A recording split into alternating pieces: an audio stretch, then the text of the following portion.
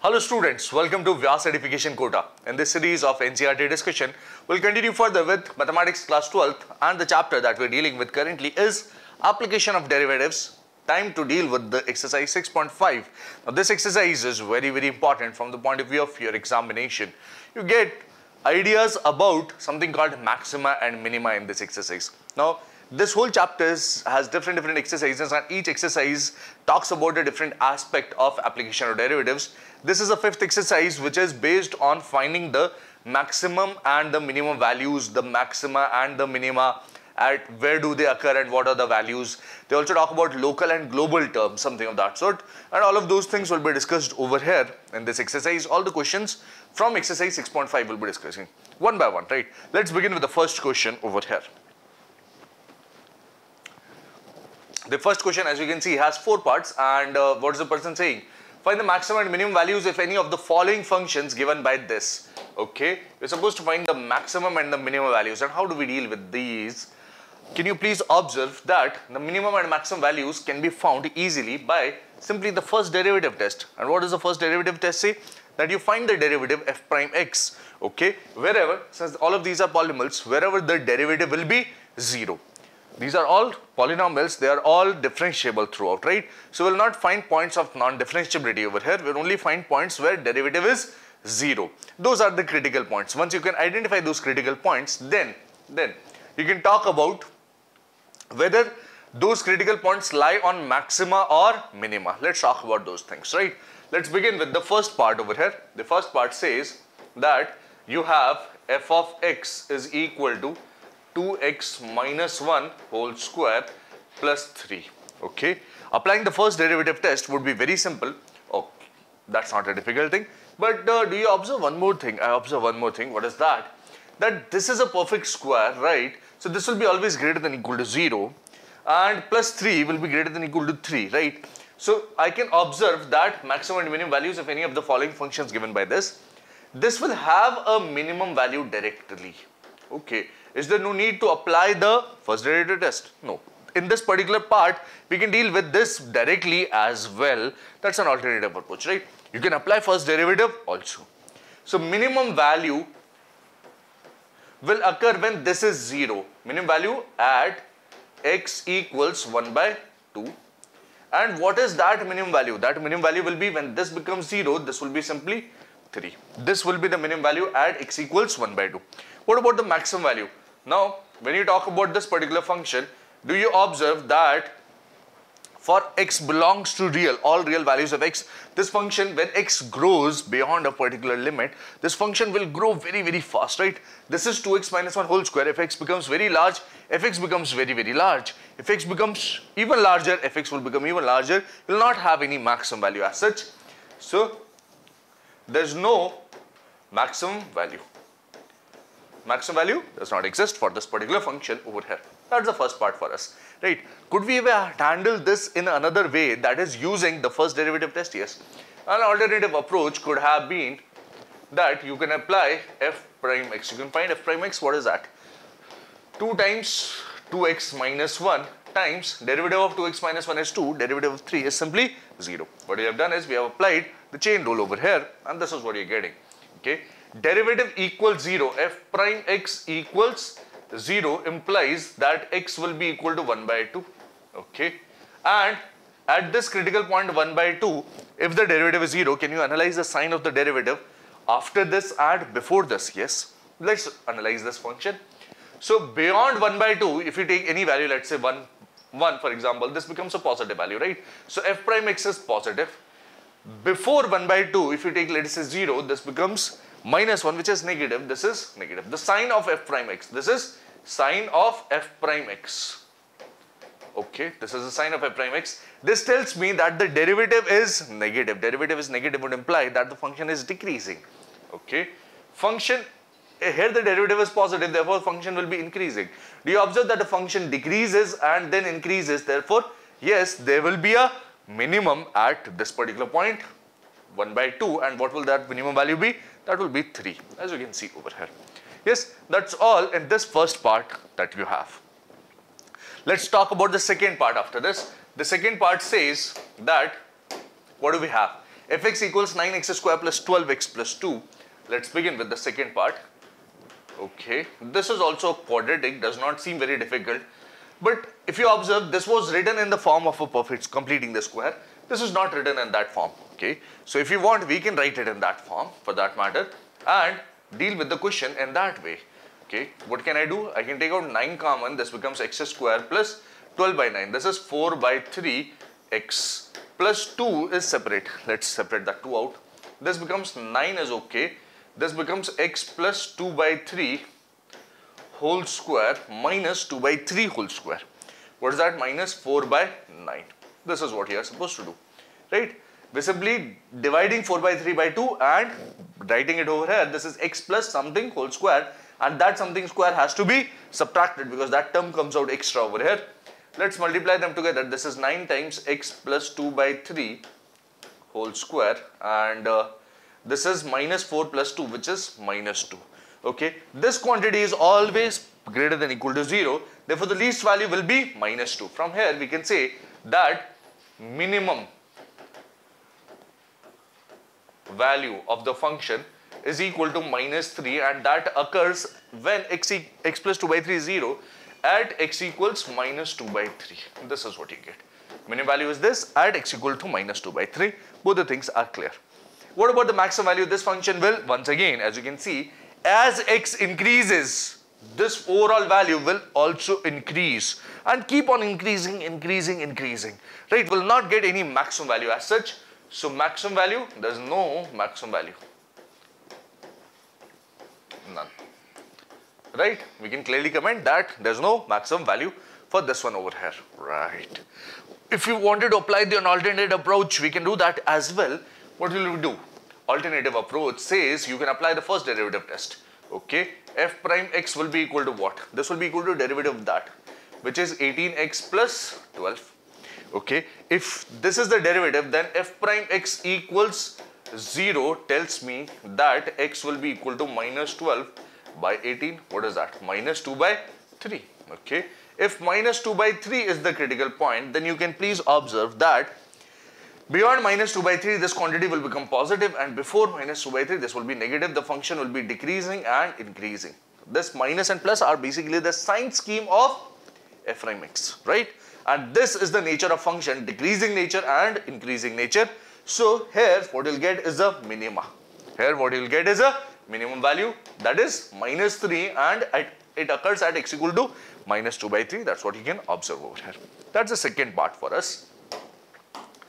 Let's talk about the third part. The third part says fx equals to minus of x minus 1 whole square plus 10. Now how do we deal with this? This again is a pretty simple one. The only difference is here you have a minus in front of that square term. Okay, so if I observe this minus of x minus 1 whole square plus 10, where does that take us? Please observe, this x minus 1 whole square is greater than equal to 0. So minus of x minus 1 whole square will be less than equal to 0, right? This quantity will be 0 or less than 0.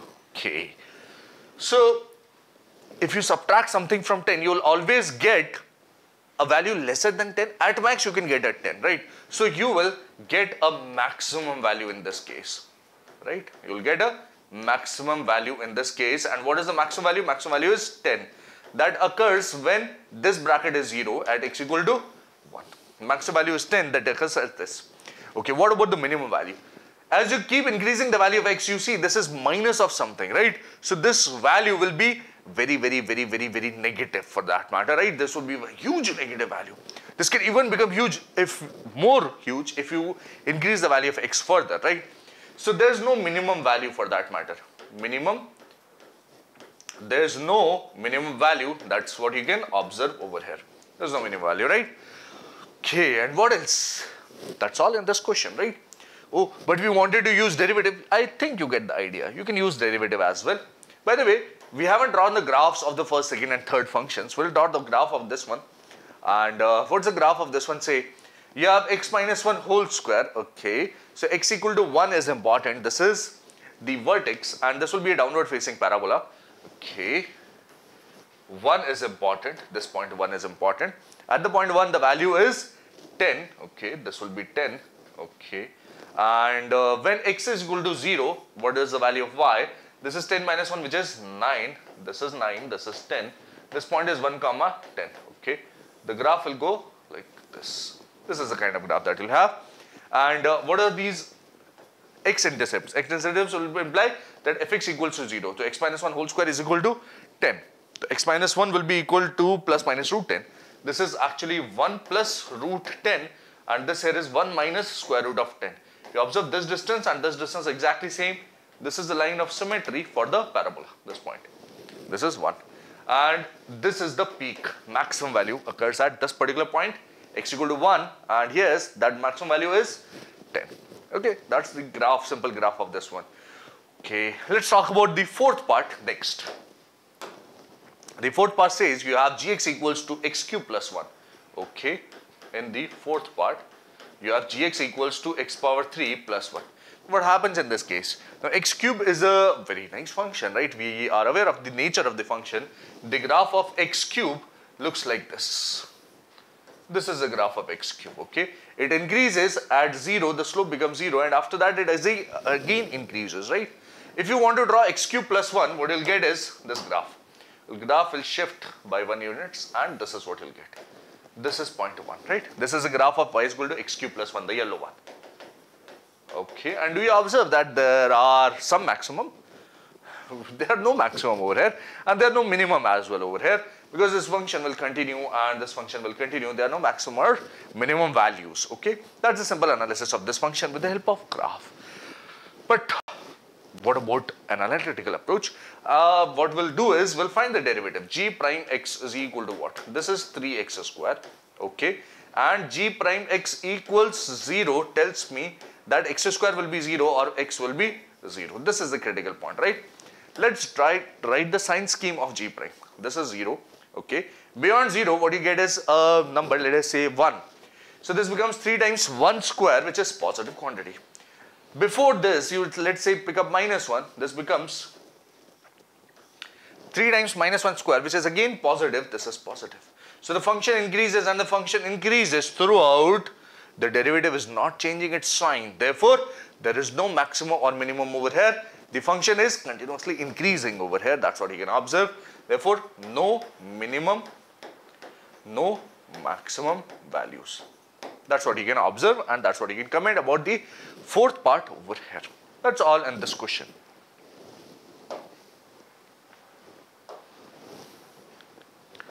Let's discuss the second question, and once again it has many parts. Let's talk about the first part. Find the maximum and minimum values of any of the following functions given by this. Now modulus. Modulus is a very nice function. We can always draw the graph and talk about the function modulus. So what do we have over here is, if you want to draw the graph, x and y are here, and the critical point is minus 2, right? So this point is important, okay? And you have x plus 2 modulus. This will be this, but then you have minus 1 as well. So the graph will look something like this. This is the kind of graph that you'll have for this function, okay? Find the maximum and minimum values of any of the following functions given by this. This particular function has this graph, and the minimum value exists at minus 2. So you get minimum is equal to, when x plus 2 is equal to 0. X equal to minus 2 implies this is 0.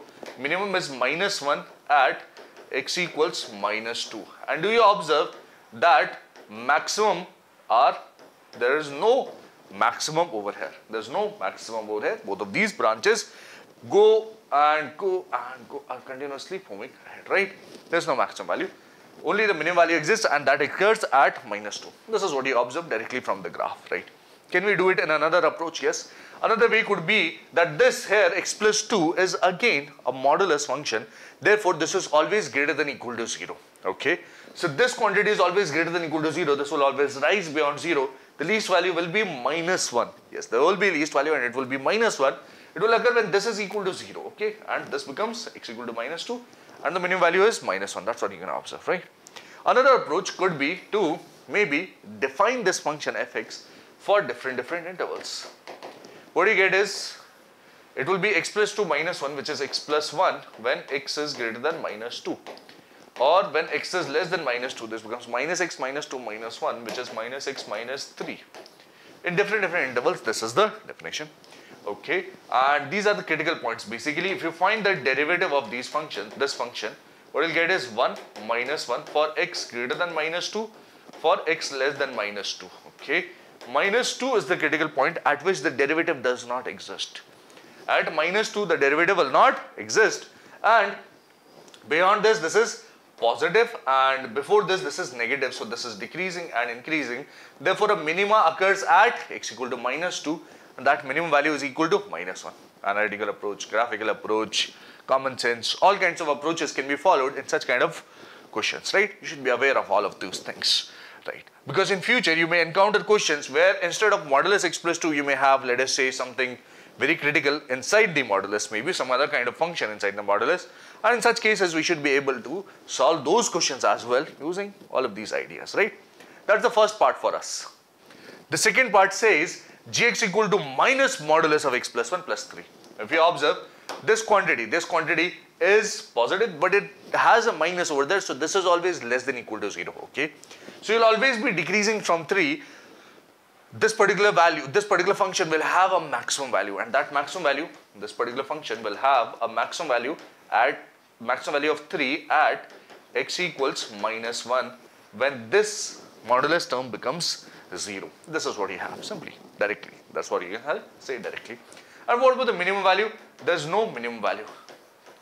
There's no minimum value for this particular function because it will keep on decreasing. As you increase the magnitude of x, the values will be very, very less. Gx will be very, very less, right? Very, very huge negative quantities will come. Okay. Can we also draw the graph? Yes. This is 3 minus modulus of x plus 1. So the graph will have critical point minus 1, and at minus 1 the value will be 3. This is the kind of function, and that's the graph of this function. This point is minus 1, this point is 3, right? That's what you can have. If you want these points, you can also find these points. What are these points? X plus 1 equals 3. So this will be, okay, this will be 2, and this will be minus 4 over here, right? Minus 3. Minus 1 is minus 4. This is what you have. That's the complete solution. The graph, you get the maximum and the minimum very easily. You can also follow the analytical approach by defining the function at different intervals, and you will get the same answer basically. That's the second part for us. The third part says that hx equals sine 2x plus 5. Okay, minimum and maximum values. We're interested in these. Maximum and minimum values of any of the following functions given by hx equals sine 2x plus 5. What will we do in this one? What we can do is simply, basically, we can draw the graph of sine 2x and then add a 5 over there. We'll get the minimum and maximum values from that. That's pretty simple. Sine 2x, what's the graph of sine 2x look like? So sine 2x can be drawn by a simple graphical transformation of the graph sine 2x. Sorry, sine x. So sine x is this. This is a graph of sine x. You'll have, let us draw one more branch over here. This value will be pi. This value will be 2 pi. This is a graph of sine x, mind you. Okay. For sine 2x, what we'll do is simply divide by 2. This is minus pi, and this becomes minus pi by 2. Beyond this, it continues like this. Okay. This value is 1. This value is still minus 1. This is a graph of y is equal to sine 2x, mind you. Okay. But still, it's not done. We need to add that 5 as well. Okay. Do you observe that adding that 5 will simply shift the graph 5 units up. Okay. And what you'll get is this 0, minus 1, 0 and 1 will shift 5 units up. This minus 1 will become 4, 5 and 6. What you'll get is, this is 4, 5 and 6 is what you'll get. 4, 5 and 6. And let's draw a horizontal line at this level of 5. Okay, this is 0, and what you'll have is this kind of graph over here. This, and then beyond that also.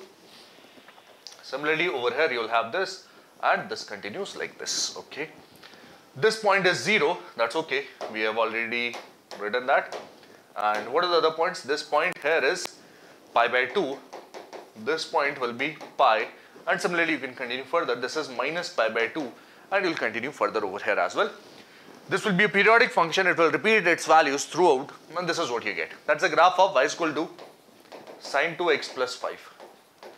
And do you observe that it has certain maximum values and certain minimum values, right? So maximum value is equal to 6, minimum value is equal to 4. The maximum value is 6, minimum value is 4. The maximum value occurs at many points. Mind you, this is pi by 4. Okay. Then you get pi plus pi by 4 will also have another maximum value. Since it is repeating throughout, this is, what do you get? Pi plus pi by 4 will be 5 pi by 4 and you will get another maximum value at that. Here you will have minus pi by 2 minus pi by 4, which is minus 3 pi by 4. You will get the same maximum value at this. So maximum value occurs at many points. Okay. Similarly, the minimum value, this is 4, occurs at this point 3 pi by 4. It will occur at minus pi by 4. Then before that as well, before that and in front of that as well, you keep adding pi, multiples of pi, and you will get the values. So this occurs at x equals, this is pi by 4, and you add a pi or you subtract a pi. So I can write it as pi by 4 plus n pi simply. Okay, and this occurs at x equals minus pi by 4, or you can say 3 pi by 4 plus n pi is what you get, right? That's the kind of thing that you have. Maximum value and minimum value occur at these points, as you can see behind me over here. The maximum value is 6, minimum value is 4. That's a complete solution for this question, as you can see. But the important thing that you want to know is whether we can apply some analytical approach here as well. So yes, maybe we can do that. The derivative can be found, and derivative will be equal to cos of 2x times 2. Okay, wherever the derivative becomes 0, you'll have a critical point, and on the basis of analyzing the sign before the critical point, after the critical point, you can guess whether the function will have a maximum value or a minimum value. Here, let's see, you have h prime x is equal to 2 cos 2x, okay, and if this equals 0, then you get cos of 2x equals 0. Cos of 2x equals 0 implies cos of, if cos theta is 0, then theta is a multiple, odd multiple of pi by 2. So this becomes, this tells me 2x is 2n plus 1 times pi by 2 is what I get. Okay, so x will be this pi by 4 times odd multiple of this. Okay, and what else? X equals 2n plus 1 times pi by 4. This is what you get. Yes. On the basis of this, you can say that we'll have many critical points. Let's take the first one for that matter. N equals 0 tells me this is pi by 4. That's one critical point. Okay, n equals 1 tells me this is 3 pi by 4. That's another critical point. Let's pick up another one. Let's say 5 pi by 4 is what you'll get. Okay, and let's analyze the values between these critical points over here. What happens between minus pi by 4 and pi by 4? Let's pick up 0. So cos 0 is 1, which is positive. Let's pick up points over here. This is pi by 2, let's say. So pi by 4 and 3 pi by 4 have a pi by 2 in between. This becomes cos of pi, which is minus 1. This is negative. Here you'll have positive and negative, and correspondingly negative over here. Function will increase, decrease, increase, decrease. Here it will decrease. You see the periodic nature, as you can see over here. And the maximum value occurs at pi by 4. Maximum value occurs at pi by 4. Minimum value occurs at 3 pi by 4. Minimum value occurs at 3 pi by 4. This is the point. Pi by 2 plus pi by 4 is 3 pi by 4. Right, and what are those values? 6 and 4 are the values. Using analytical approach also you can solve this one. But trigonometric functions, if you can draw the graph, that's the best approach that you can follow for solving such kind of questions, right? That's all here. Let's talk about the fourth part of this question. Fx equals sine 4x plus 3, and then you have a modulus. Okay, so what are we supposed to do in this one, right? Now sine 4x, if you take a look at this particular function, you'll find that some things are redundant. How do you find that?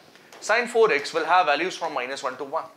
Yes, if you add a 3, you'll get values from 3 minus 1, 2 to 4. Okay, and this is always positive. Yes, 2 to 4 are all positive values. So modulus, when it sees a positive quantity inside it, what it will simply do is we'll get fx equals sine 4x plus 3. This is pretty simple, right? And minimum and maximum values are very simple after this. This minimum value, we have already found that, right? Minimum is 2, maximum is 4. You can also draw the graph if you want. Sine 4x plus 3. The graph will look like this. It will shift 3 units up. Okay, that's one thing that will happen. So 0 will shift to 3. Let's say this is 3 and this is 2, this is 4. Okay, and here it will have a horizontal line. Here, let's draw a horizontal line. The graph will look like this. Okay, this is sine 4x plus 3, right? So graph will go like this, and then it will go beyond that. It will go like this. Over here also you'll get this shape of the graph. This is the graph of y equals to sine 4x plus 3. What are the values on x-axis? So this was originally pi. If you divide by 4, this becomes pi by 4. This becomes pi by 8.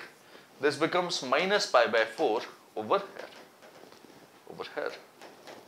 And what is this? This is pi by 4 plus pi by 8. What is that?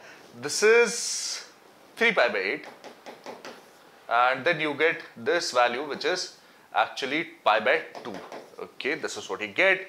This here is minus pi by 8. That's not an issue. And the graph continues. The graph continues like this, right? The minimum value 2 and the maximum value 4 occur at many points for that matter. 2 is the value at 3 pi by 8 or minus pi by 8, right? That's what you hear. And further as well.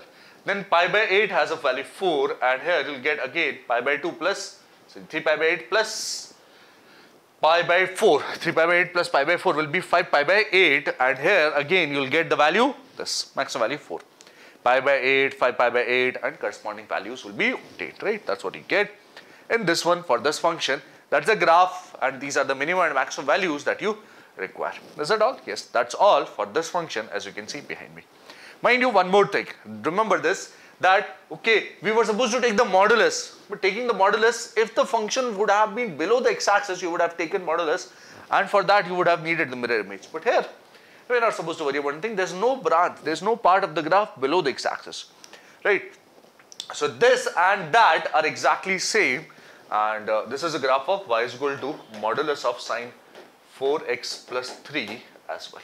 This is a graph of this function, and that's a complete solution for this. The fifth part says hx equals x plus 1, okay, when x belongs to minus 1 comma 1, okay, in this interval. So in this interval, can we once again think about drawing the graph? Yes, x plus 1 will be, okay, at minus 1, this is, right, this is a corrective graph that will have, but minus 1 has an open bracket and plus 1 has also, this also has a open bracket, this is 0, right? Had there been minus 1 available over here, this would become 0 over here. Had there been 1 available over here, this would become 2. But do you observe that 1 and minus 1 are not available? Okay. So had this point been available, you could have said that this would have been the maximum value. But right now, we don't see any maximum value over here. And similarly, we don't see any minimum value over here. So it has no maximum, no minimum. That's what you can observe clearly with this. Right? That's all in this question. Let us discuss question number 3 next. Question number 3 says, find the local maximum and local minima if any of the following functions. Find also the local maximum and the local minimum values as the case may be. Okay. So we are supposed to talk about fx equals to x square. How will we deal with that? Fx equals x square is a pretty simple question. This is a graph of fx equals to x square. Minimum is equal to minimum at x equal to 0, and this is local minimum. Local is actually also the global over here. This is 0.0, and local minimum at x equal to 0, and the local minimum value is equal to 0. That's what you can observe, right? Directly from the graph. Oh, but we want to solve it using analytical approach. So what we will do is, let's find the derivative. Let's apply the first derivative test. This is equal to 2x. This equal to 0 implies x equal to 0 is the critical point. Okay, beyond 0, this is positive, this is negative, decreasing, increasing function. Right. So you'll get a minimum at this point, 0, at 0. And what will be the minimum value? Minimum value will be f of x at x equal to 0. This will be the minimum value. Similar approach, right? Similar thing. You'll get similar results, right? This is first part. The second part says gx equal to x cube minus 3x. Can we deal with this one? Yes. Gx equals x cube minus 3x. What we'll do is, one of the approaches is to draw the graph. You can draw the graph, but here you will find a slight difficulty in drawing the graph. I'll draw the graph later on, but let me first discuss the nature of this function by differentiating and using the first or second derivative test, whichever. G prime x is 3x square minus 3. This is 3 times x plus 1 x minus 1, right? This is actually 3 times x square minus 1, which factorizes as this, right? And derivative equal to 0, g prime x equals 0 implies x equal to 1 minus 1 are the critical points, right? Let's analyze the nature of derivative g prime x. sine of g prime x. Beyond 1, let's take up, let us say 2. So this is positive, this will be overall positive. Between this and this, let's pick up 0 maybe. This is negative, positive, overall will be negative. Beyond minus 1, let's say we pick up minus 2. This is negative, this is also negative. It will overall become positive. Right, so function increases, then decreases, and then decreases. So do you observe that minus 1 will have a local maximum and plus 1 will have a local minimum. So local maxima at x equal to minus 1. Local maximum value is equal to g of minus 1. What is that? G of minus 1 is minus 1 plus 3, which is 2. What about local minima at x equal to plus 1? That's what you can observe, right? Local minima.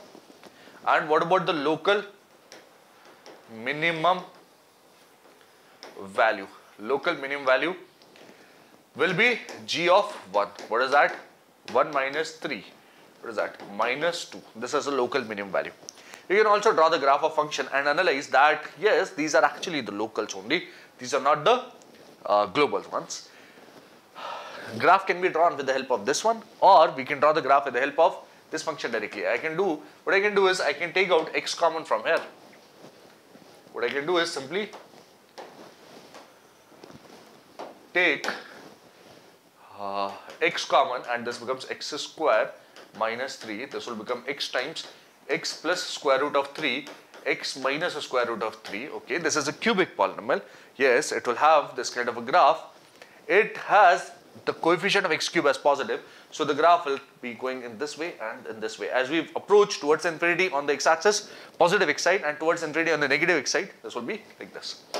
And what will the graph look like? So the graph will increase, and you'll have a 0 at minus root 3, have a 0 at root 3 and a 0 at this. So minus root 3 is an important point, 0 is important, and then a root 3 is also important. So graph will increase and then decrease and then further increase in this way.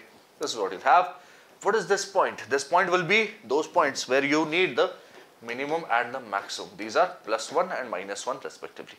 At minus 1, the value will be 2. This is the peak value, and this is the minimum value, which is minus 2. This is minus 2. That's what you have, right? That's the graph. With the help of these ideas, you can easily draw the graph as well. And we have also analyzed the complete solution over here using analytical approach. That's a full solution of this second part.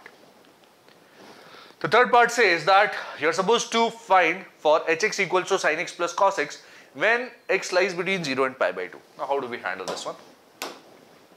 Sin x plus cos x, okay. So let's talk about the derivative maybe of this function. Yes, we can talk about the derivative. H prime x is equal to what? Sin x derivative is cos x. Cos x derivative is minus sin x, okay. So h prime x equals 0 tells me that cos x will be equal to sin x. And in this interval, this occurs at x equal to pi by 4. Yes or no? This occurs when x equal to pi by 4. Okay. So at pi by 4 is the critical point. Pi by 2 is the end point, but it is open, and 0 is also the end point. It is open, right? So there will be nothing at 0 and pi by 2. Nothing at 0 and pi by 2 because those points do not exist in the domain. Okay. So we'll consider greater than values greater than pi by 4 in this interval over here. When you talk about sin x and cos x, the graphs of sin x and cos x will look like this from 0 to pi by 2. This point is pi by 4. This is y is equal to sin x, and the other one is y is equal to cos x. Okay. Before pi by 4, cos x is greater. So before pi by 4 cos x is greater, this is smaller, this will be a positive value. After pi by 4 cos x becomes smaller, this is a negative value. The graph increases and the graph decreases. That is the graph of y is equal to cos x, sorry, hx equal to sin x plus cos x. That's the nature. So you'll have local maxima at x equals pi by 4 and the local maximum value will be equal to h of pi by 4. That's what you're interested in. What is that value? Sin pi by 4 plus cos pi by 4, which is 1 by root 2 plus 1 by root 2, 2 by root 2, which is root 2. And yes, that is my answer for this question. The fourth part says that fx equals sin x minus cos x for 0 is less than x is less than 2 pi. And how can we deal with this one? The approach will be, once again, not very difficult. We can find the derivative simply. F prime x will look like this. This is cos x and this becomes plus sin x. This is the derivative. Okay, f prime x equal to cos x plus sin x. That's the function that we have. And in the interval 0 to 2 pi, is this becoming 0 somewhere? So f prime x equals 0 will imply that cos x is equal to minus sin x, or what you can see is that tan x will be equal to minus 1. Tan x equals to minus 1 will be in the second and the fourth quadrant. Tan x will be negative in second and fourth quadrant. And yes, from here I'll observe that x equals pi minus pi by 4, which is 3 pi by 4, or 2 pi minus pi by 4, which is 7 pi by 4 are the critical points. Okay, once we analyze the critical points, what we can do is simply pick up these points 3 pi by 4, 7 pi by 4 and analyze the nature of functions between these values. Between 0 and 2 pi, right? 0 and 2 pi are the endpoints which are not part of the domain, mind you, right? Take care of that. So, before 3 pi by 4, let's pick up some value.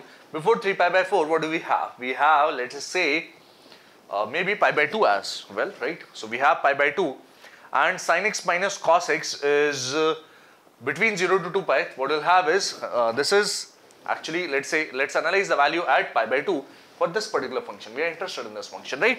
The sign of this function, sign of f prime x is important. So at pi by 2, this is positive, this is 0, this is 1. So this will become positive. Yes, this is positive. Beyond 3 pi by 4, let's pick up some point pi, for example. So at pi, this is 0 and this is minus 1. This will be a negative value, right? So in this interval, the function will be throughout negative.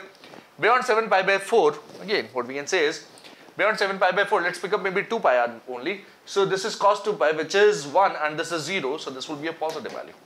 Okay. The function will increase, then the function will decrease, and then the function will increase. So local maxima at x equals 3 pi by 4 is what you'll get.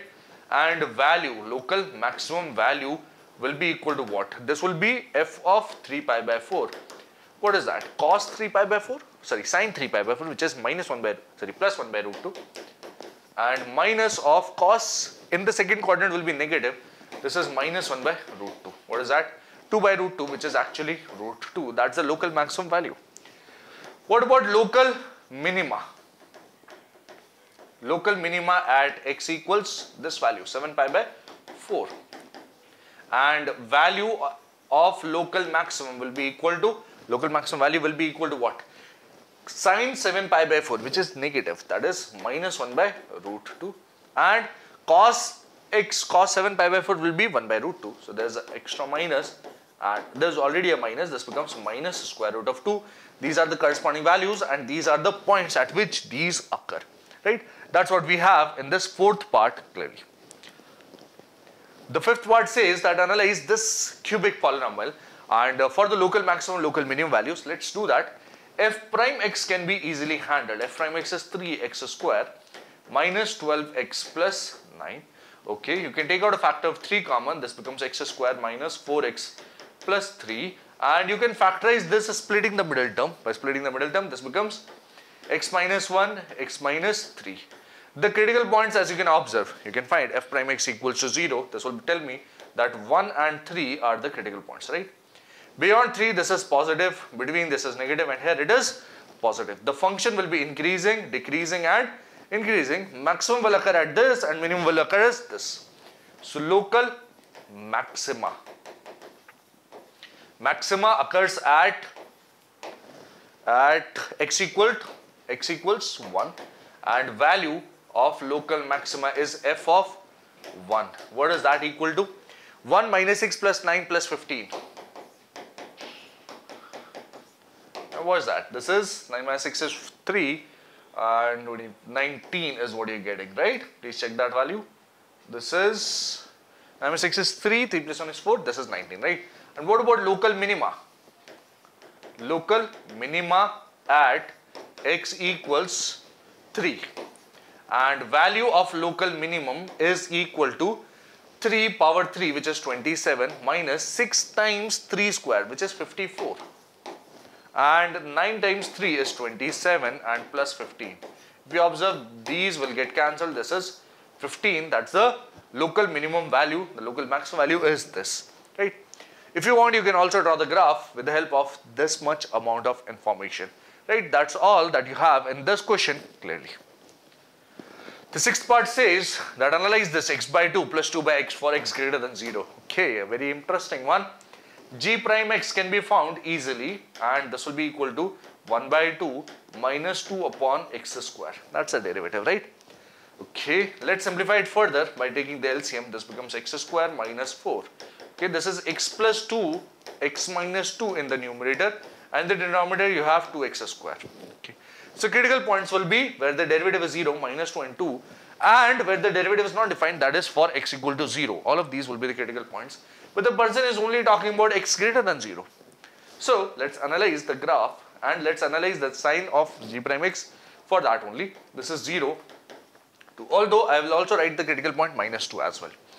But with the help of this idea, what do we observe? Beyond 2, this is positive, positive, positive, this is positive. Before 2, this becomes negative, these are positive, this is overall negative, right? Okay, and before this, I don't want to go beyond this, right? This is the only thing. This function is decreasing and then increasing over here. That's what you observe. On the basis of this, you can comment that local minima at x equal to 2 and value will be nothing but g of 2. What is that equal to? 2 by 2, which is 1 plus 1, which is 2. And yes, that is my answer for this one. Local minima occurs at x equal to 2 and the local minimum value is this. That's the complete solution for this question over here. The seventh part says gx equal to 1 upon x square plus 2. Okay, and how do we handle this one? G prime x is equal to minus 1 upon x square plus 2 whole square, right?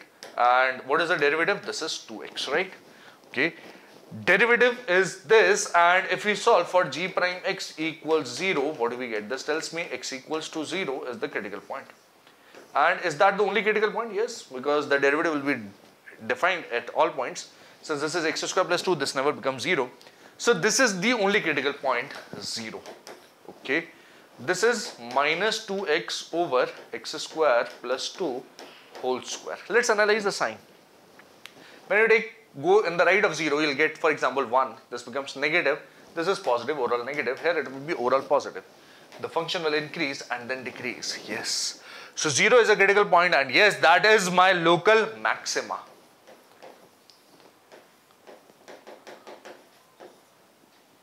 At x equals 0, and value of local maximum is equal to g of 0. What is that? 1 upon 0 plus 2, which is 1 upon 2. That is my answer for this question over here. If you want, you can also think about drawing the graph of this function, right? You can also draw the graph of this function. Yes. What does the graph of this function look like? At 0, you'll have the value 1 by 2. And here, you'll have this kind of a nature and this kind of a nature. The function is never negative, never goes below the x-axis. It is always above the x-axis, and this is the kind of nature of this function. That's the graph of this y is equal to gx. There will be a maximum, there will be no minimum in this case, right? That's the complete solution and as well as the graph of this function. The eighth part says fx equal to x under root of 1 minus x between this interval 0 to 1. Okay, let's analyze the function in this interval. What do we have? F prime x will be equal to what? Derivative of x will be 1. This is 1 minus root of 1 minus x, which is constant. Plus, okay, you will have x constant. Derivative of root something will be 1 upon 2 root 1 minus x. And derivative of minus 1 minus x will be minus 1. This is what you'll get. Let's take the LCM to analyze it further. 2 under root of 1 minus x. And this will be 2 times 1 minus x minus x. What is that? 2 minus 2x minus x is 2 minus 3x is what I am getting. Okay. Between 0 to 1, do we have a critical point? Yes, maybe we can observe that this derivative is equal to 0. F prime x equals 0 implies x equals to 2 by 3. That's what you can observe over here. X equals 2 by 3, and this is not defined for x equal to 1, but that's not important for us. Between 0 and 1, we have a critical point which is 2 by 3.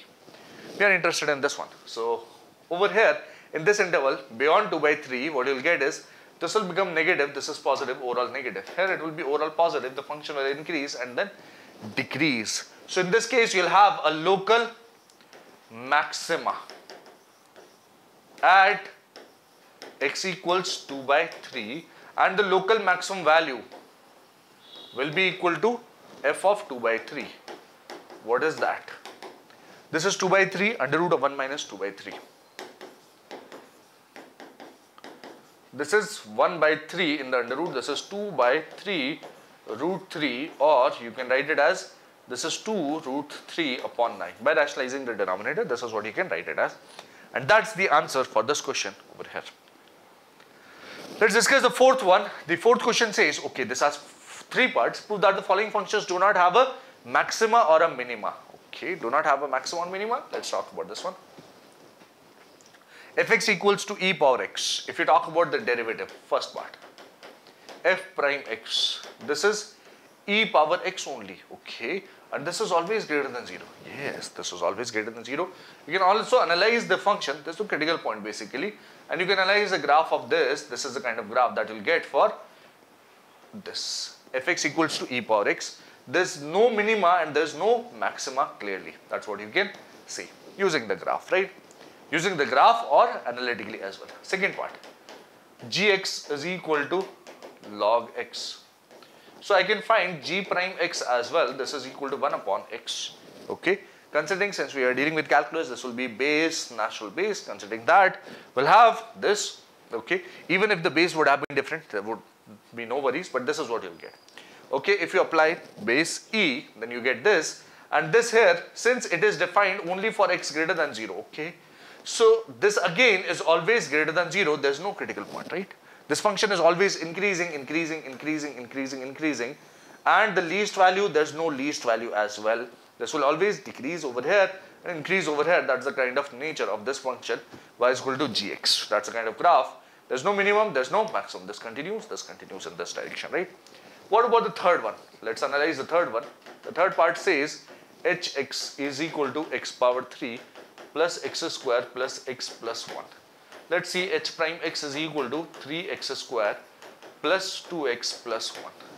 Do you observe that this is a quadratic for which the discriminant is b square minus 4ac, which is 4, minus 12, which is minus 8. Oh, discriminant is negative. There is no real root of this, yes. And therefore, this h prime x is greater than 0 for all x belongs to real. At all points, this is greater than 0. Therefore, we can say, yes, this function will be increasing throughout. This function will be increasing throughout. That's the kind of nature of this function. The y-intercept, at max, the y-intercept can be found, which is equal to plus 1. Which is equal to plus 1. Right? That's the only thing that you can find. This is the y-intercept, and that's the only thing that you can find. What about the x-intercept? X-intercept can also be found. This is minus 1 over here. You can check that value, right? And this is the kind of nature of this function over here, right? This is continuously increasing, increasing, increasing, increasing, increasing. There's no minimum, there's no maximum over here. No maxima, no minima. So that's the complete solution for this fourth question. Each and every part has been discussed over here. The fifth question says that, once again, it has a part, but find the absolute maximum value and the absolute minimum value of the following functions in the given intervals. Okay, absolute maximum and absolute minimum. So we'll be looking at critical points, and since the interval is also given, we'll also look at the end points of the interval. Let's take a look at that. So you have fx is equal to x power 3. Where does that take me? F prime x will be equal to what? This is 3x square, and f prime x equal to 0 tells me that x equals 0 is a critical point, right? This is a critical point. Minus 2 and 2 are also critical point. So we'll analyze the values and the nature of the function in this interval. Minus 2, 0 and 2. Okay. This is a critical point. Minus 2 and 2 are just the end points, right? Beyond 0, this is positive. Before 0, also this is positive. Okay. This is increasing and an increasing function. Okay. So the nature of this function is known now. This is increasing and this is increasing. This is a nature which we are already aware of. But with the help of this also, you can observe that since it is continuously increasing, the minimum will occur at this and the maximum will occur as this, absolute maximum value and the absolute minimum value of the following functions. So absolute maximum is equal to, at x equal to 2, what we'll get is f of 2. What is that equal to? This is 2 power 3, which is 8. Absolute minimum is f of minus 2. What is that? This is minus 8. And yes, those are the answers for this question, this part over here. The second part says that fx equals to sin x plus cos x is what you're interested in. For x belongs to 0, pi in this interval. Okay, the endpoints of the interval are also included. So let's try to solve this one. F prime x is equal to cos x minus sin x. Okay, equal to 0 implies tan x equal to 1 or x equals pi by 4. In the first and second quadrant, this is the only value that will get. Okay, let's analyze the nature before pi by 4 and after pi by 4. Before pi by 4, in sin x plus cos x, what you'll get is this cos x minus sin x will be, this is greater, this is less, and this is positive. And beyond this, this is negative. The function increases, then the function decreases. This is what the nature of this function look like. So the local maximum will occur at pi by 4, okay. And here the values will be less. Let's analyze the values. F of 0, f of pi by 4, and f of pi. These are the three important points at which we need to find the values and check which of these is absolute maximum, which of these is absolute minimum. F of 0 is sin 0, which is 0, cos 0 is 1. F of pi, sin pi is 0, cos pi is minus 1. What is this? F of pi by 4 is sin pi by 4 plus cos pi by 4, which is 1 by root 2 plus 1 by root 2, 2 by root 2, which is root 2. Do you observe that out of these, this here is the absolute maximum and this here is the absolute minimum value? And that's my answer for this question over here. The third part says that fx equal to 4x minus half of x square in this interval. Okay, once again closed intervals, and fx equal to this will tell me that f prime x is equal to 4 minus half times 2x. What is that? 4 minus x. If you observe this carefully, this is what you get. So critical point will be 4. Okay, but then the interval says that you will also read minus 2 and you'll need 9 by 2, which is 4.5 actually.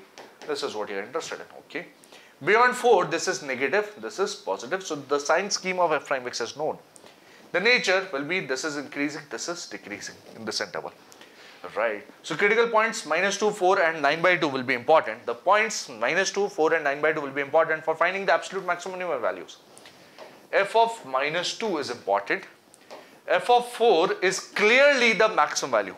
Clearly the maximum value. F of 9 by 2 and f of minus 2 will fight for the absolute minimum. Right. So what is f of minus 2? That is minus 8 minus 1 by 2 times you have minus 2 square, which is 4. So this is minus 8 minus 2, which is minus 10. Okay. What is f of 4? This is 16 minus half times 16. Yes. What is that? 8. What is 9 by 2? 4 times 9 by 2 minus half times 81 by 4 is what I am getting over here. What is that? Can we take the LCM over here? Yes. This is 2. So this becomes 18 minus 81 by 8. So 18 times 8 is what I am interested in. What is that? 144? Yes. 36, 4 is 144. 144 minus 81 is what I am interested in. Upon 8. What is that? 19, 44, 50, 63.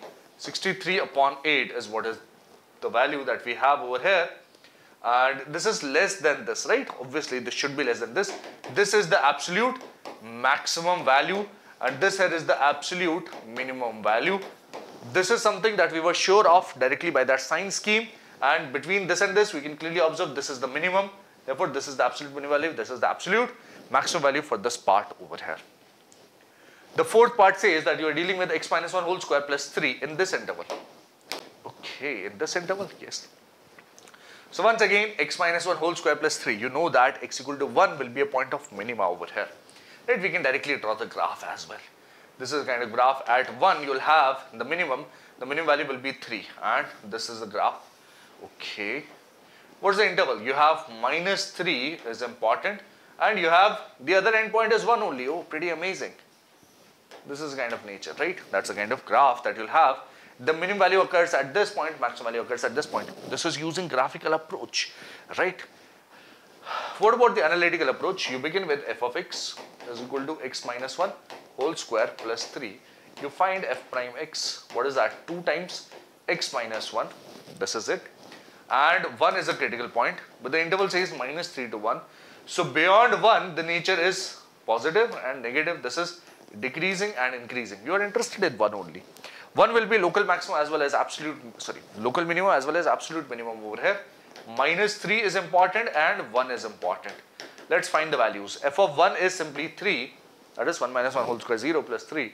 And f of minus 3 is minus 3 minus 1 minus 4 whole square 16 plus 3, which is 19. This is absolute maximum and this is absolute minimum in this interval.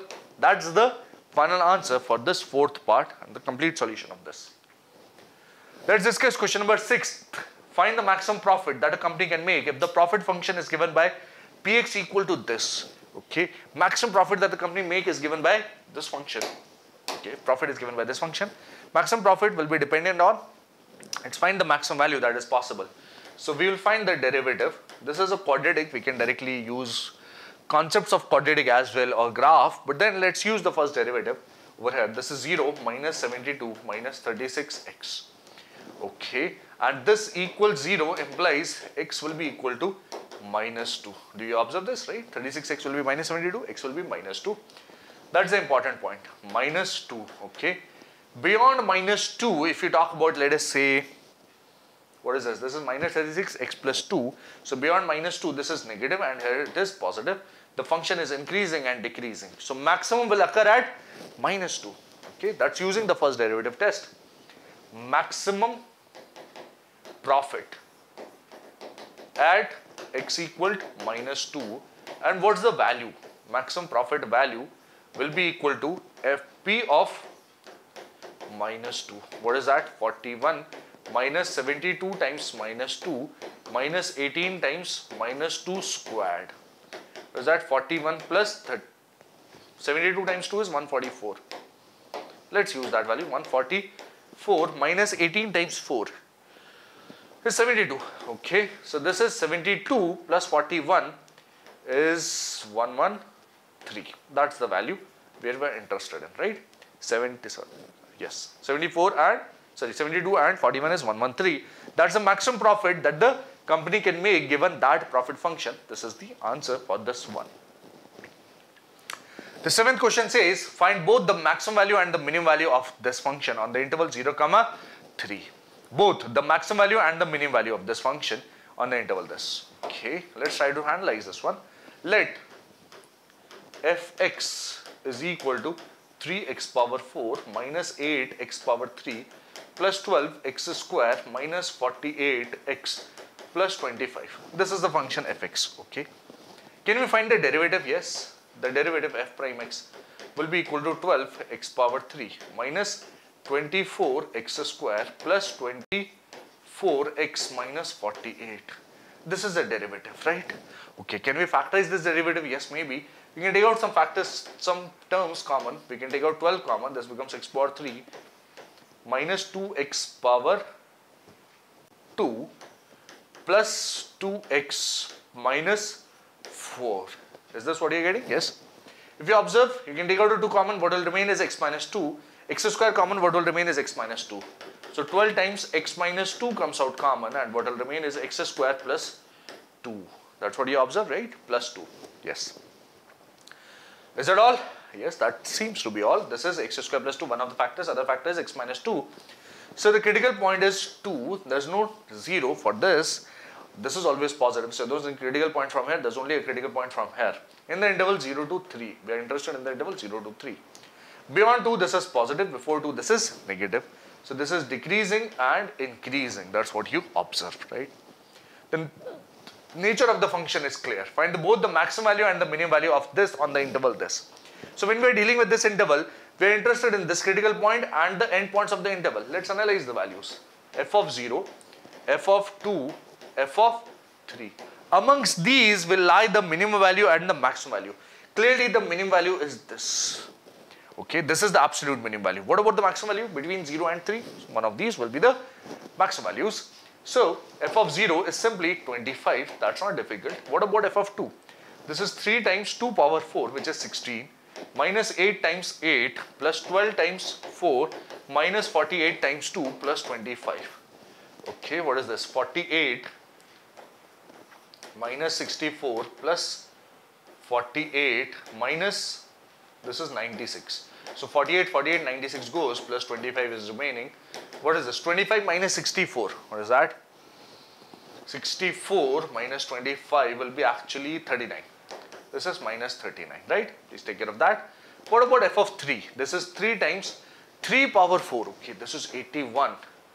Minus 8 times 3 power 3, which is 27, plus 12 times 3 square, which is 9, minus 48 times 3 plus 25 is the value that we require over here.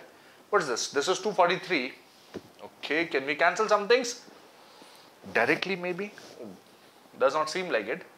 But let's say this is 243 minus, what is 8 times 27? 8 times 27, it's 56, 6 and 5 carried. And what you get is 25 is 200, 8 times 2, 216 actually. This is 216. And this is 12 times 9, which is 108, and this is minus 144 and plus 25. This is what you get, right? 243 minus 144 is 99. And what is this? 99 minus 108. 99 minus 108 would be minus 9. 25 minus 9 will be 16. This is the value of f of 3. Okay, this is absolute minimum, there's no doubt about it. This is minimum value. Okay, and the maximum value, there was a competition between these two. This is the maximum value. Maximum value, right? This is what you have. In this interval, those are the values. Absolute minimum, this is the minimum value. This is the maximum value of this function clearly. Right? That's the answer for the 7th question over here. The 8th question says, at what points in the interval 0, 2 pi does the function sin 2x attain its maximum value? Okay, 0, 2 pi. We can deal with the sin 2x directly by drawing the graph. Yes, maybe. Sin 2x, the function will look like this. Okay, let's draw it beyond that as well. This is the kind of graph. This point was pi by 2. For sin 2x, this will become pi by 4. Sorry, this is pi. This was pi for sin x. So, this will become pi by 2 for this. This becomes pi. This becomes 3 pi by 2. And this becomes 2 pi by 2. Yes, 4 pi by 2, which is 2 pi. This is what you'll get, right? This, I have drawn the graph of y is equal to sin 2x. Dividing all values on the x-axis by 2. This is what we are doing, right? The graph compresses actually. So, this is 1 and this is minus 1. That's the minimum and maximum values. At what points in the interval this, does the function this attain its maximum value? So, maximum value is attained at this particular point and at this particular point. What is this? This is pi by 4 and this here is pi plus pi by 4, which is pi by 4. That is something which you can observe from the graph itself. What about without the graph? If you want to solve without the graph, fx is equal to sin 2x. Okay, f prime x will be equal to what? This is cos 2x times 2. Okay, and if f prime x is equal to 0, this tells me cos 2x is equal to 0, or 2x will be equal to what? In the interval 0 to 2 pi, what you'll get is, let's find for x 0 to 2 pi, cos 2x equal to 0 at x equals 2, you will say pi by 2. Yes, that's one of the point. Pi by 2, odd multiples of pi by 2, 3 pi by 2, 5 pi by 2, 7 pi by 2. These are the values I am interested in, right? Because x belongs to this interval, therefore 2x belongs to 0, 4 pi. 2x belongs to 0, 4 pi. If you will consider all the values up till 0, 4 pi. This is, mind you, just a minute, by 2, right? By 2. This is what you'll have, right? Okay, this tells me x equals pi by 4, 3 pi by 4, 5 pi by 4, 7 pi by 4 are the important points, right? Mark the critical points: pi by 4, 3 pi by 4, 5 pi by 4, 7 pi by 4. Okay, and we are interested in the graph of cos 2x, right? The sign of these values. So initially, before this you have a 0, cos 0 is positive. Beyond this, this will be negative. After this again a sign change and sign change, because this is a continuous function, periodic function, we can directly say this. Let's check, for example, 3 pi by 4 to 5 pi by 4, the point between is 4 pi by 4, which is pi, so cos 2 pi is positive, right? This is what you get. We can check any values for that matter. Function increases, decreases, increases, decreases and increases. Maximum value occurs at pi by 4 and 5 pi by 4. Pi by 4 and 5 pi by 4. As you can see, at what points in the interval does it attain its maximum value? At x equal to pi by 4, comma 5 pi by 4 is my answer for this question over here. This is 8th question. The 9th question says that what is the maximum value of the function sin x plus cos x? Okay, now this is something which can be handled in multiple ways. Sin x plus cos x. This is function fx. Something that you should remember related to trigonometric functions is a sin theta plus b cos theta. If this is same, the angles are exactly same, then this expression can be written as square root of a square plus b square times a sin theta, multiplying divided by this.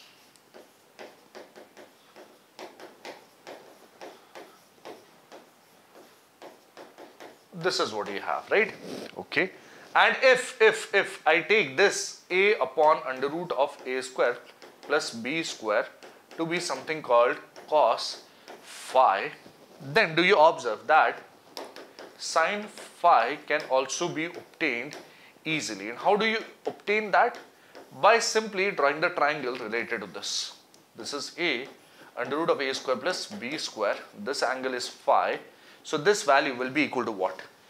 This squared minus this squared under root will be simply this. Or this square plus this square under root is this, right?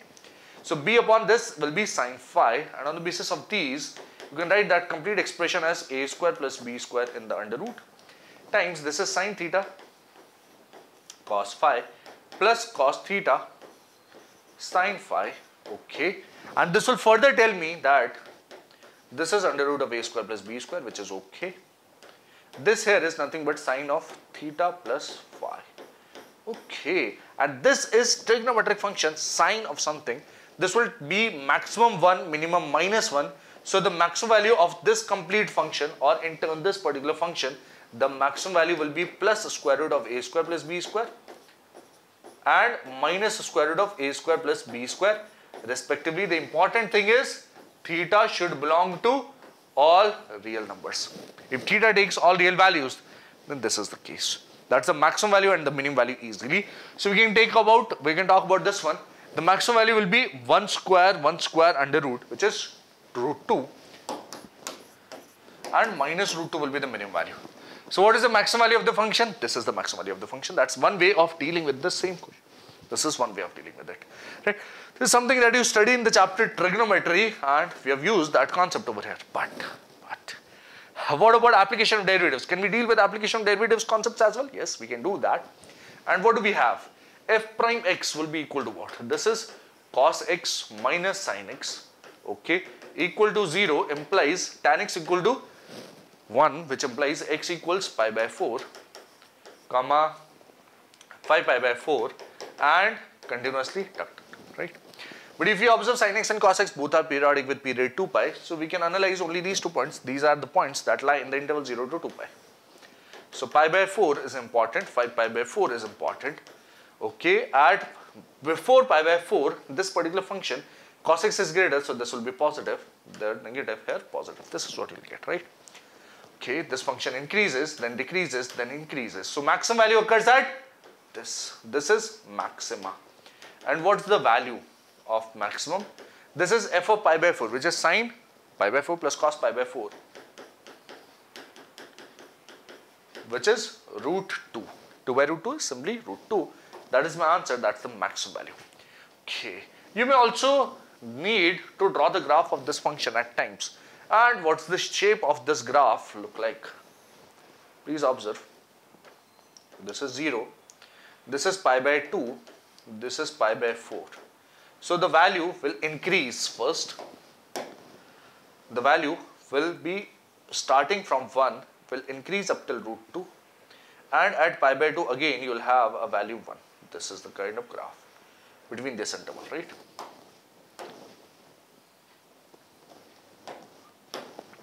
The graph increases and then decreases. After pi by 2 till pi, and then 3 pi by 2 and then 2 pi. Okay, if I want to draw the graph in this interval, this peak value is root 2. Similarly, you will have -1 and a minus root 2 over here. Okay, the value will decrease. The value will decrease and you'll get a 0 somewhere here. This is what you'll get. Okay, at pi, this is sin pi plus cos pi, which is -1. The value will be -1 at pi. After that, at 5 pi by 4, you'll have a minimum. Do you observe that? Yes. And after that, beyond that, the function will increase again, and it will increase up to this particular point over here. Increase up till here, and then it will reach, at 2 pi, it will be again 1. 2 pi, it will be again 1. At 3 pi by 2, sin 3 pi by 2, cos 3 pi by 2. This is -1, right? At 3 pi by 2, the value will be -1. At pi, it will be -1. At pi by 2, it will be 1. At 2 pi or 0, it will be 1, right? Those are the points. So maximum value occurs at pi by 4 and minimum value occurs at 5 pi by 4. This is minus root 2, that's plus root 2. That's the nature of this function, right? That's a complete graph of this. Now, how do we draw the graph? By writing, with the help of this idea, writing the function in this way, This sin x plus cos x can be written as basically root 2 times sine of x plus pi by 4. This is what you get, right? X plus 5, yes. This is what you have. That's the nature of this function, and that's the solution. The solution ended at this point. This is an alternative approach and further analysis of the question, and this is all that you want to know about sin x plus cos x, right? That's the complete solution of this question over here. The 10th question says that find the maximum value of this in the interval this. Okay, there's a polynomial, cubic polynomial, and some interval is given, and then the person also says that find the maximum value of the same function in another interval. Let's talk about this function. Let fx is equal to 2x power 3 minus 24x plus 107.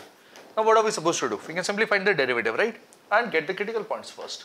So f prime x will be equal to 6x square minus 24, and this will be 6 times x square minus 4, which is x plus 2, x minus 2. And if you note, the critical points will be minus 2, 2. Here it will be plus, minus and plus. That's the nature of this particular. That's the sign scheme of f prime x, and the nature of the function will be increasing, decreasing and increasing in this interval, right? Okay, the function will be increasing, decreasing, but we are not interested in general, right? We are interested in only these intervals. 1, 3 is the first interval, that is what we are interested in. So between 1 and 3, you get this point 2, and before 2 the function is decreasing and it is increasing over here. Okay, maximum value of this function in the interval this. We are only interested in the maximum value. Mind you, minimum will occur at 2 because this is decreasing, increasing, but the maximum may occur at this or this point, right? So we'll have to find f of 1 and f of 3 both. What is the value of f of 1? This is 2 minus 24 plus 107. What is that? 109 minus 24 will be 85. This is it.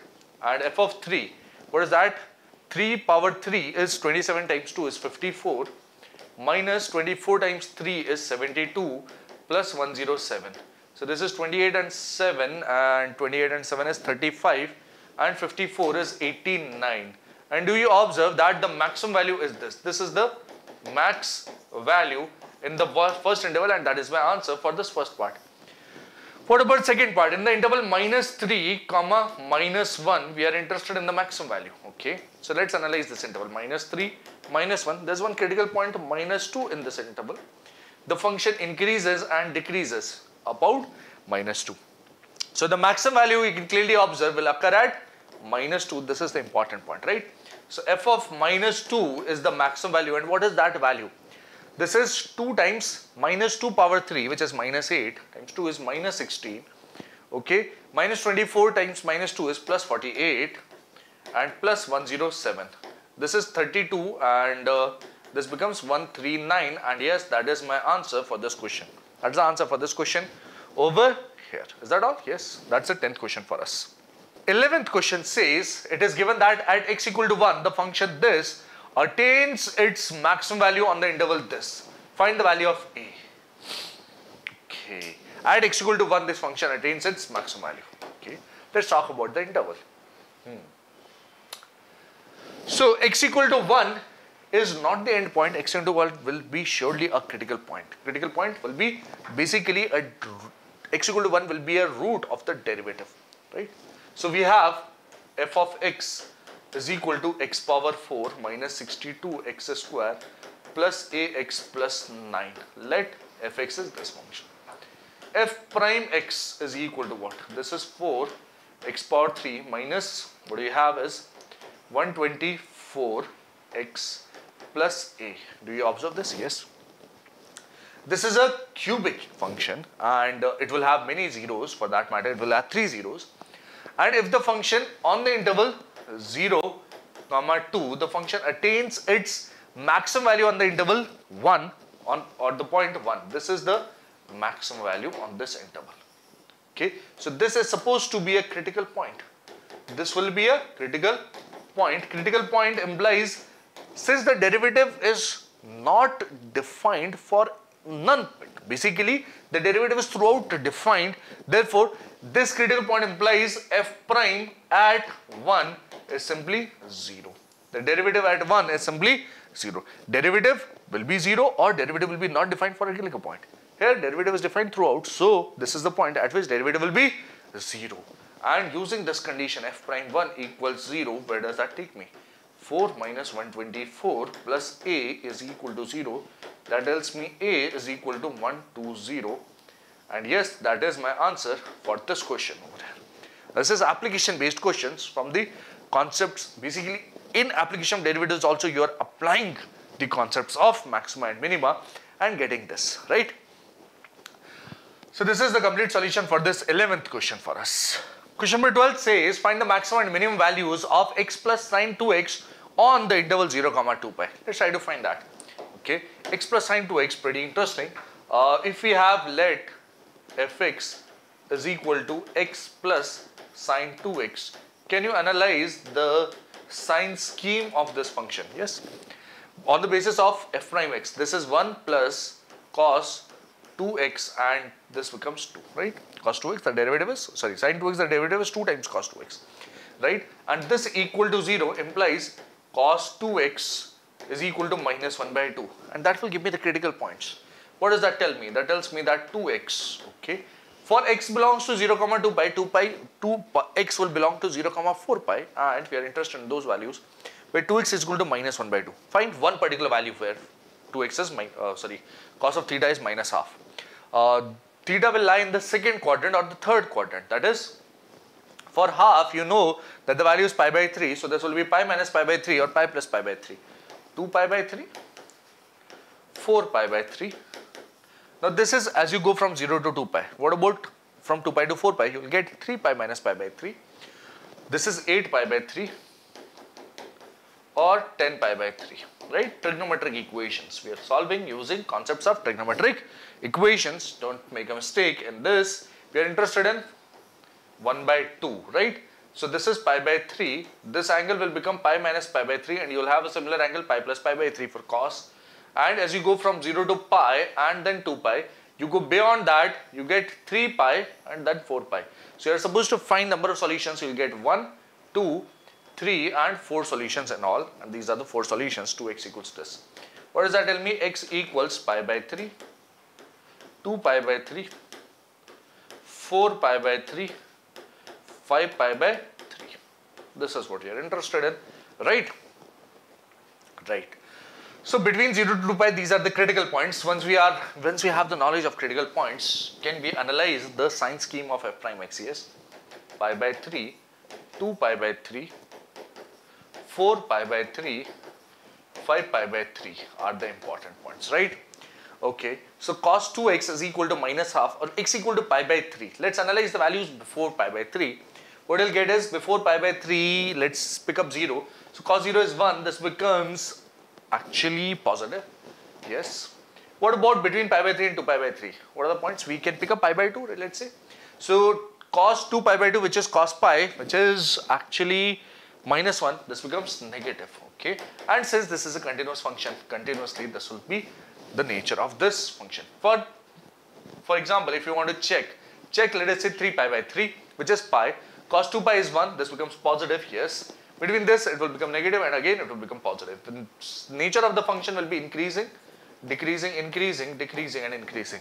And what are we interested in? We are interested in the maximum and minimum values of this. Okay, for 0, 2 pi, we are also interested in the endpoints. 0 and 2 pi are the endpoints, right?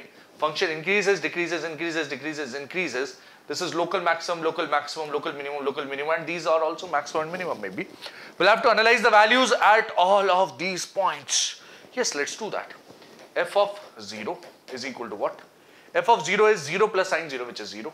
F of pi by 3, what is that? This is pi by 3 plus sine 2 pi by 3. Sine 2 pi by 3, the value will be, this is pi by 3 plus sine 2 pi by 3, which is sine pi by 3. This is root 3 by 2. Okay. F of 2 pi by 3. What is that? This is 2 pi by 3. And along with that, sine of 4 pi by 3. Sine of 4 pi by 3 will be sine of pi plus pi by 3, which is minus sine pi by 3. This is minus root 3 by 2. Okay. F of 4 pi by 3. What is this equal to? F of 4 pi by 3 will be 4 pi by 3. And 4 times 2 is 8 pi by 3. And you subtract a 6 pi by 3 because 2 pi can be added or subtracted. This becomes sine 2 pi by 3, which is same as this, root 3 by 2. F of 8 pi by 3. Sorry, this is 5 pi by 3, not 8 pi by 3. This becomes 5 pi by 3, and then sine of 10 pi by 3 will be 3 pi plus 10 pi plus pi by 3, which is actually minus root 3 by 2. Then you have f of 2 pi is 2 pi and plus sine of 4 pi, which is 0. This is what you have, right? If you observe this value, can you compare pi by 3 with root 3 by 2, right? Pi by 3 is approximately equal to what? It is 1 point something, right? And this is pi by 3 is approximately 1 point something. 3.14 upon 3 is 1 point greater than 1, right? This value is less than 1. Root 3 by 2 will be 1.7 upon 2 is 0.8 something, right? 0.8 something, 0.85 something, right? So increase by pi by 3, and if you observe this, from this value, this is greater, right? Let's analyze the greatest value out of these. This is greater, and then as you compare this and this, oh, instead of this, why don't you compare this directly? So 4 pi by 3, and you add a 2 pi by 3 to get 2 pi, right?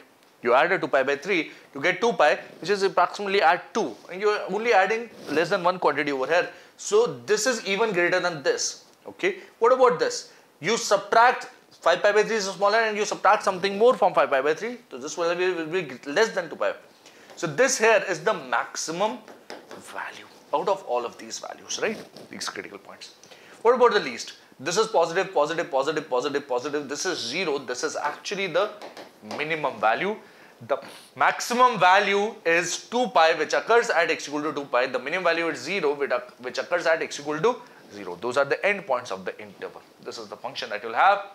And you may also want to draw the graph of this function, right? If you want to draw the graph of this function, the graph looks like this.